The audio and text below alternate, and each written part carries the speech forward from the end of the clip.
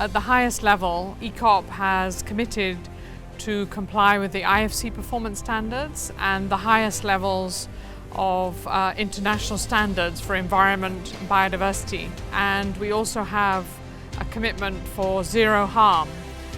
So zero harm includes zero harm to people, to the environment and to communities. We have assessed what our potential impacts on biodiversity are, and then from there we develop programs that ensure that we leave a positive impact behind. Whatever is being put in place, there is no any pollution or consequences that is happening to the environment or for human beings around to it.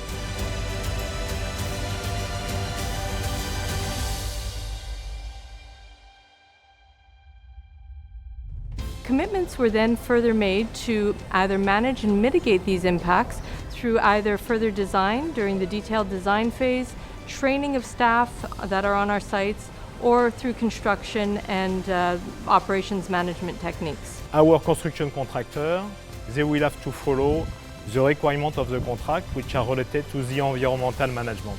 At PRS2 site, like other sites of ECO project, we are in full compliance with environmental and social impact assessment. That is part of our contract with any contractor here working on site.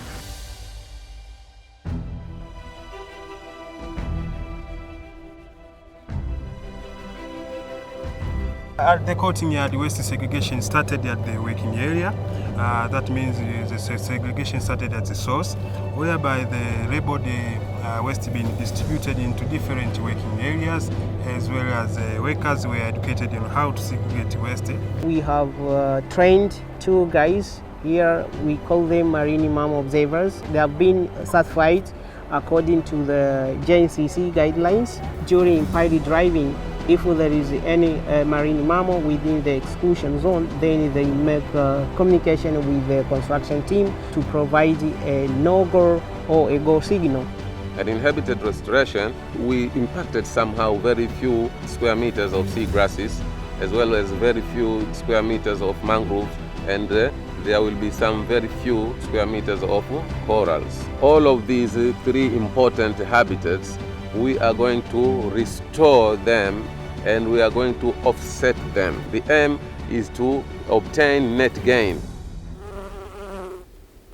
We have been encountered so many fauna here on site, and the common 2 faunas that we have been encountered several times is snake and bees. For snakes, the contractor is having a snake handling personnel, and once we encounter any snake on site, he's being relocated to the nearby locations. We come up with the initiative of installing the beehives, and we managed to get 1 farmer. So all the bees that we have here on site, once they entered in the beehive, they have been taken to this farm, which is located about 3 kilometers. We have had the installation of the permanent fence to reduce the ingress of snakes and other dangerous animals into the site. We have reusable mechanism whereby timber waste are being donated to the communities. We are also reusing cement bags, which we work together with the supplier of the cement, so he come and take out the bags for reusable mechanism. The trees that are behind me right here, we have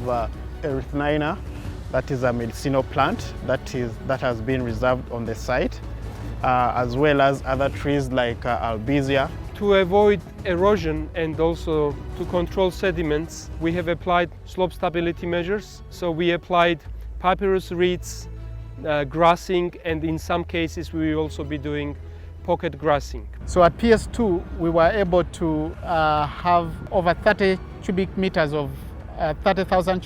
of topsoil that was removed during site construction, and it was donated to farmers to reclaim their formerly rocky, barren wastelands to productive agricultural lands. Approximately 19 hectares has benefited from this topsoil donation, and a number of crops have been grown on this area. We have mobile toilets at site, and here at camp also we have ablution facilities. So because Tanga there is no this public sewage treatment plant, so here at site we have our own sewage treatment plant.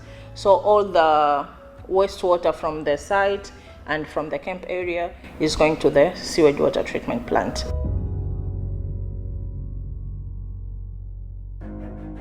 If we go down the mitigation hierarchy ladder, from the avoidance, minimization, and the third approach is resettlement or restoration. And currently what we are doing is going to the field to verify these pockets of natural and critical habitats along the right of way and making sure that they concur or to compare data with the available data from the ESIA and the Critical Habitat Assessment Report. Let's use World Environment Day really to remind ourselves that we're obviously going to construct the pipeline, but I would say that the social aspects and the environmental aspects sit at the same level as the good conduct of the project activities themselves.